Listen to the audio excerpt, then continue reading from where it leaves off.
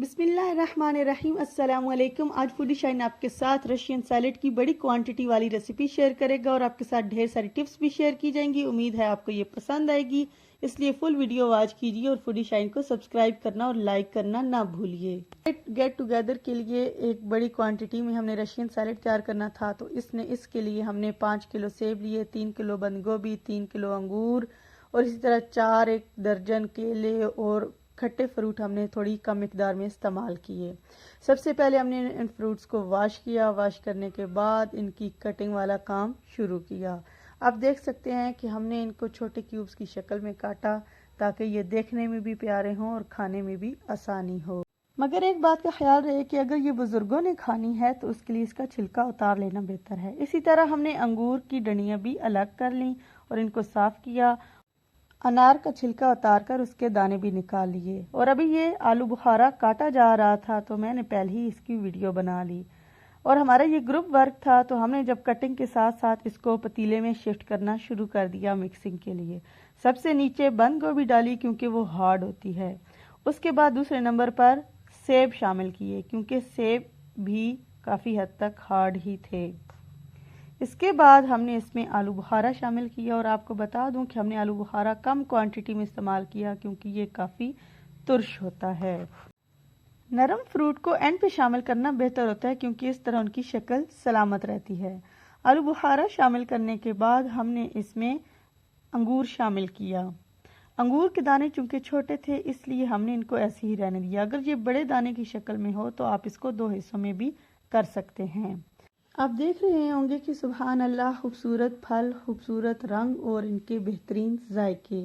इसके बाद हमने अनार के दाने भी शामिल कर लिए और आपको बता दूं कि हमने 1 किलो के करीब आलू भी बॉईल करके क्यूब शक्ल में इसमें शामिल किए। ये चीनी का बाउल है, हमने इसका पाउडर बना लिया था तकरीबन 3 प्याली। इसके बाद हमने रशियन सैलेड के लिए सॉस बनाई। वाइट सॉस बनाने के लिए हमने क्रीम इस्तेमाल की और उसके साथ मायोनीज इस्तेमाल किया। आप नेस्ले का योगर्ट भी इस्तेमाल कर सकते हैं। इसको हमने फ्रीज़र में रख कर बहुत हद तक चिल कर लिया था क्योंकि हमारे पास फ्रूट क्वांटिटी में ज़्यादा था और उसको फ्रिज में रखना मुश्किल था, इसलिए हमने क्रीम ऐसी इस्तेमाल की जो बहुत चिल थी, बहुत, इसलिए इसका डिब्बे से निकलना भी मुश्किल हो रहा था। तो इसके बाद मैंने मायोनीज भी शामिल किया, इसका भी निकलना मुश्किल था। खैर मैंने जोर लगाकर इनकी फ्रीज किए हुए मायोनीज को भी निकालना शुरू किया। एक पैक से ही मैं तो थक गई। फिर मैंने कैमरे को कर दिया बंद और उसके बाद इनको छुरी के साथ कट लगाकर इनके अंदर से अच्छा खासा मटेरियल निकाला और दूसरे पैक्स का भी मैंने यही हशर किया और साथ ही इसमें चीनी भी शामिल कर दी। चीनी याद रहे कि पाउडर फॉर्म में हो, इस तरह वो बेहतर रहती है, वरना उसका घुलना मुश्किल होता है। इसके बाद इसमें मैंने ब्लैक पेपर पाउडर फॉर्म में 2 से 3 चम्मच शामिल किए। पहले हमने 2 चम्मच शामिल किए और उसको मिक्स किया। जब हमें इसमें थोड़ी कमी महसूस हुई तो हमने शामिल कर दी 1 और चम्मच। अगर आपको कम मिर्च पसंद है तो 2 चम्मच इतनी क्वांटिटी में काफ़ी है। अगर आप चाहें तो इसमें कम मिकदार में चाट मसाला और वाइट पेपर पाउडर भी शामिल कर सकते हैं, मगर हमें ये काफ़ी लगा। उसके बाद हमने इसको आहिस्ता आहिस्ता मिक्स करना शुरू कर दिया। इस सॉस को आप जितना मिक्स करेंगे इतना ही अच्छा रशियन सैलेड का फ्लेवर आएगा। इसके बाद हमने इसमें पाइनएप्पल मिक्स करना शुरू कर दिया। हमारा पहला पतीला तो फ्रूट से ही भर गया था। फिर हमने उससे बड़ा पतीला निकाला और उसमें फ्रूट मिक्सिंग का काम शुरू किया और साथ साथ उसमें डालते रहे।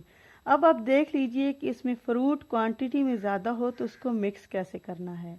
उसमें हमने पहले से फ्रूट एक बर्तन में डाला हुआ था और उसको आहिस्ता आहिस्ता हिलाते हुए हमने बड़े पतीले में शामिल करना शुरू कर दिया। इससे फ्रूट भी अच्छे से मिक्स होता गया और शिफ्ट होता गया।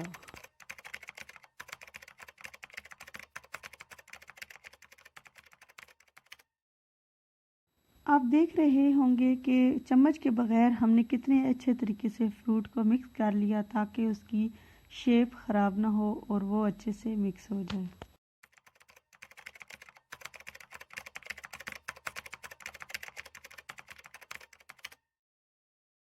इन फ्रूट्स को मिक्स करने के बाद और बड़े बर्तन में डालने के बाद अब बनाना हमने शामिल किया। केला चूंकि नरम होता है उसको हमने सबसे आखिर पर फ्रूट्स में शामिल किया। اس کو بھی ہم اسی طرح آرام سے اچھے طریقے سے مکس کر لیں گے۔ جب ہمارے سبھی فروٹ اچھے سے شامل ہو گئے اور مکس ہو گئے تو ہم نے اس میں رشین سیلڈ ساس ڈالنا شروع کی۔ اس کو ہم نے سب سے پہلے اوپر پھیلا کر ڈالا۔ پھیلا کر ڈالنے کے بعد بھی ہم نے اس کو بڑے اچھے طریقے سے مکس کیا۔ آپ ویڈیو کے ساتھ بنے رہیے اور اس کی مکسنگ دیکھتے رہیے۔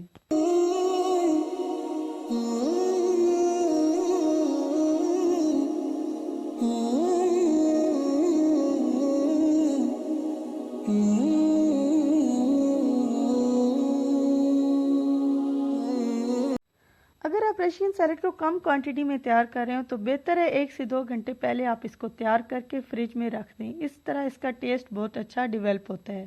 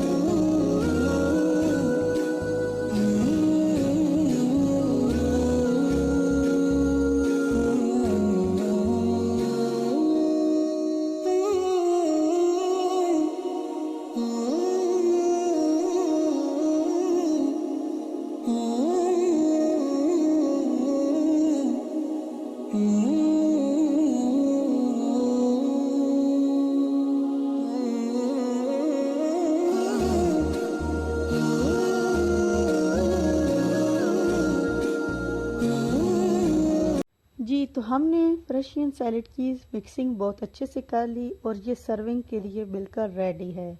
امید ہے آپ کو یہ ریسیپی پسند آئی ہوگی اور ہمارا مکسنگ اور کٹنگ والا سٹائل بھی بہت پسند آیا ہوگا۔ اس کے لیے فوڈی شائن کو وزٹ کرتے رہیے، سبسکرائب کرتے رہیے، موٹیویٹ کرتے رہیے اور اچھے اچھے کھانے کھاتے رہیے، صحت مند رہیے، صحت مند زندگی گزاریے۔